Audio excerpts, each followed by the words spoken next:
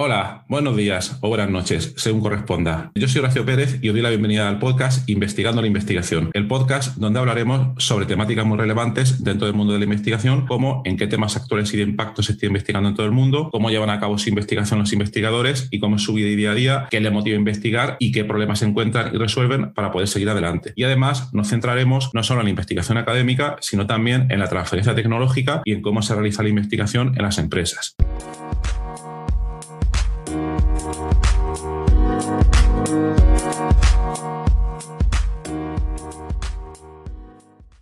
Hola, hoy es martes 25 de enero de 2022. Antes de nada, os comento que el podcast estará patrocinado por Auphonic.com. Auphonic es un servicio cloud que te permite de manera muy fácil y rápida limpiar y nivelar el audio que grabes desde tu dispositivo móvil para luego utilizarlo pues en un podcast, en una entrevista, donde quieras. Es un servicio muy potente y que están utilizando a día de hoy más de 20.000 podcasters. Para poder utilizarlo puedes registrarte en su web y tendrás 2 horas gratis de proceso. Pero para vosotros, oyentes de este podcast, y que os interese el uso de esta herramienta, podéis beneficiaros de un cupón de uso al cual podéis acceder a través de la siguiente URL que os voy a comentar: auphonic.com /OFFER/Horacio con H y con C. Lo dicho, 25 horas gratis. A por ello. Bueno, en el episodio de hoy os traigo un paper, que hace tiempo que no os traía ninguno. Os traigo un paper que está basado en el efecto Mateo, que comentaba el otro día en un episodio, ¿vale? Me he leído el paper en detalle y la verdad es que me parece bastante interesante. El título es Demostración cuantitativa y empírica del efecto Mateo. Os dejaré el enlace al paper en las notas del programa. Y es un tipo de estudios que a mí al menos me gusta mucho, donde se mezclan las ciencias sociales con la modelización matemática.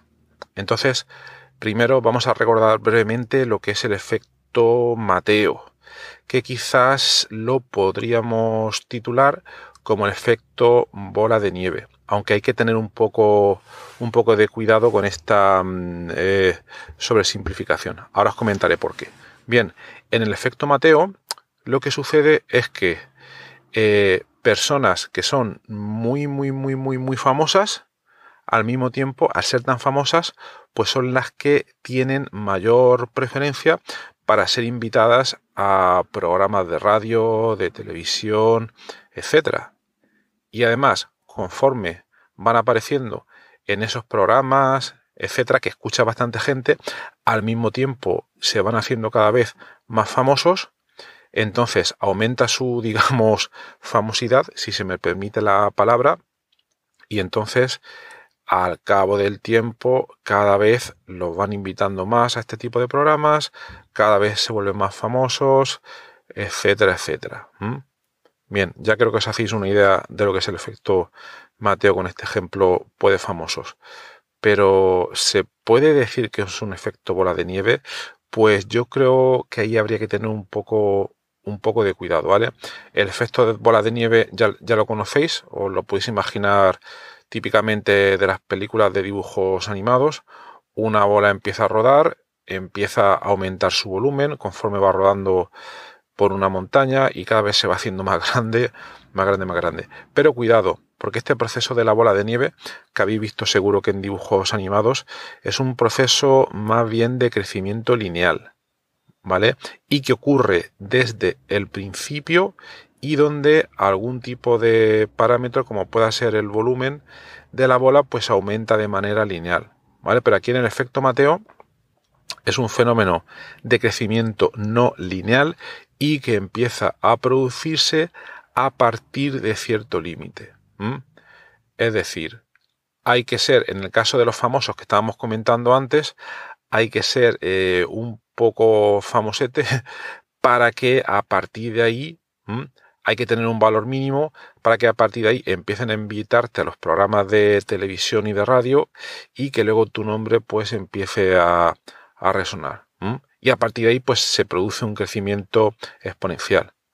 Entonces, ¿cómo han investigado este proceso? Bueno, pues ya se sabía, es uno de estos típicos procesos que ya sabes que existe, que la intuición y que la lógica y que el sentido común te dicen que tiene bastante sentido, pero es sorprendente que nadie había realizado hasta que apareció este paper esa modelización matemática.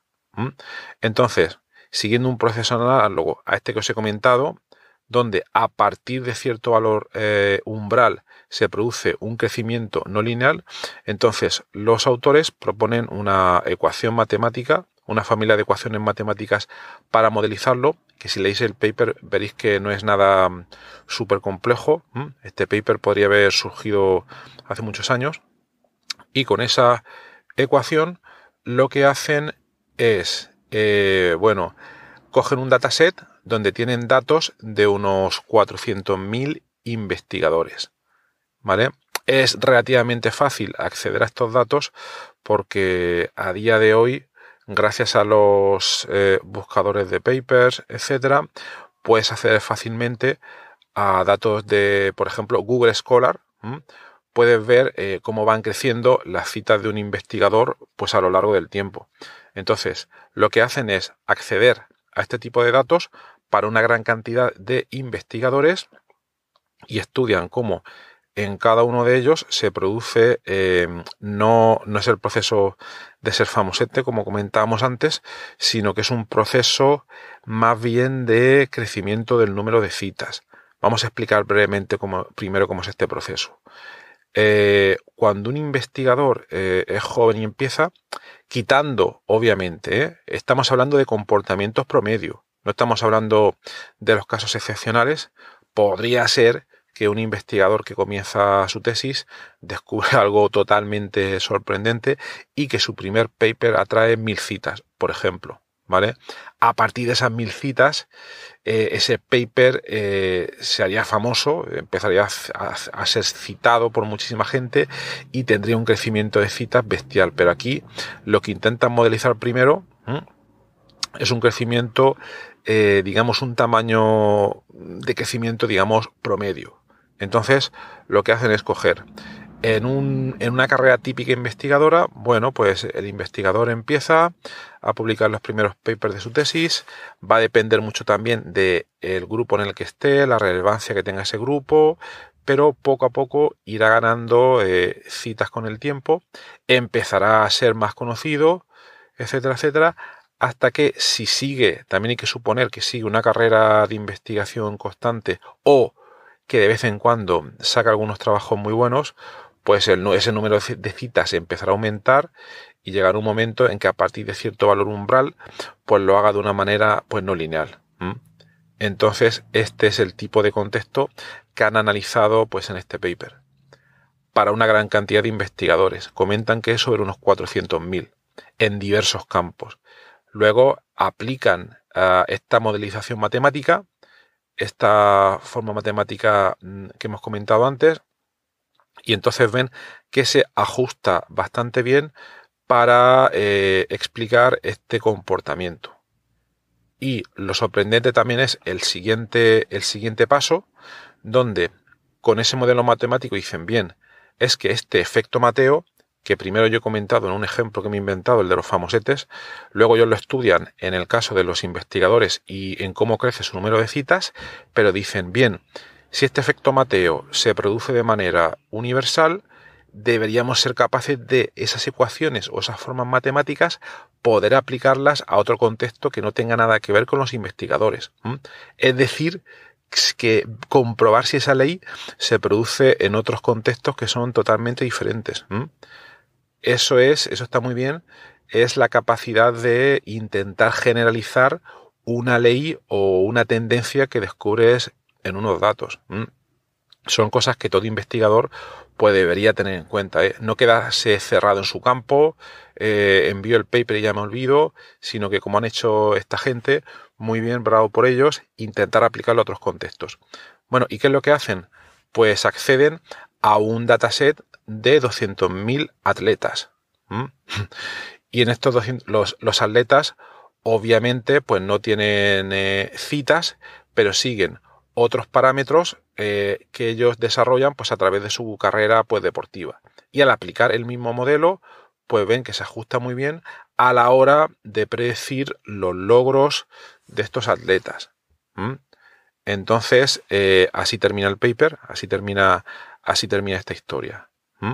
Y luego, de las principales conclusiones que yo obtengo aquí es que me pregunto, bien, es interesante que hayan decidido pues aplicar estas leyes que han descubierto en el contexto de investigadores a los atletas, pero para mí no es algo tan exhaustivo, tan como poder llegar a decir que estas leyes son totalmente universales, porque no las han comprobado en todos los contextos posibles.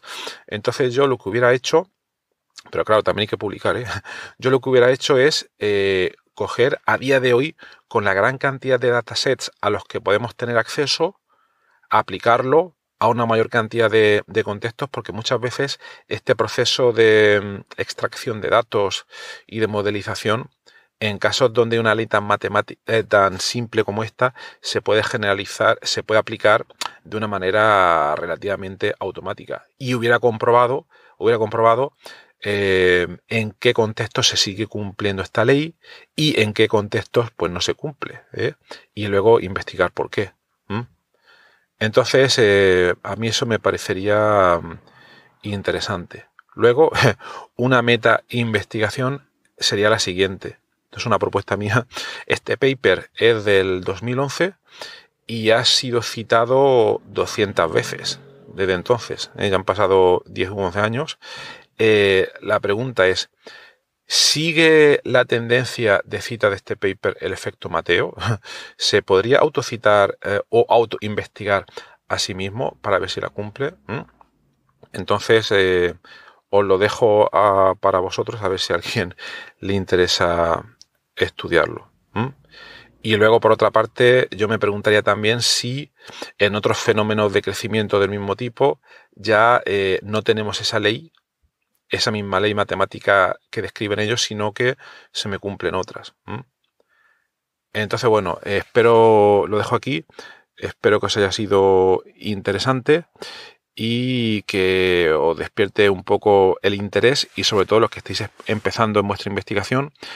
La principal enseñanza que os sacaría de todo esto es que primero hay a veces modelos súper simples y súper sencillos que permiten explicar comportamientos bastante complejos sin tener que ir a técnicas súper avanzadas como sea deep learning o cosas de este tipo, aunque otras veces sí que será necesario. Esa sería la primera enseñanza. Y la segunda, que siempre intentad extrapolar o enlazar lo que descubrís en vuestras investigaciones, por muy pequeñas que os parezcan, intentar aplicarlas a otros contextos tangencialmente opuestos o que no tengan nada que ver.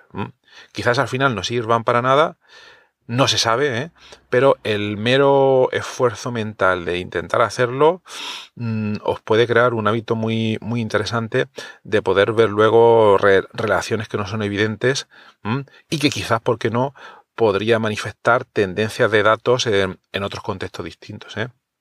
Bueno, nada, lo dejo ahí. Espero que os haya sido interesante, que tengáis un buen martes. Hasta luego.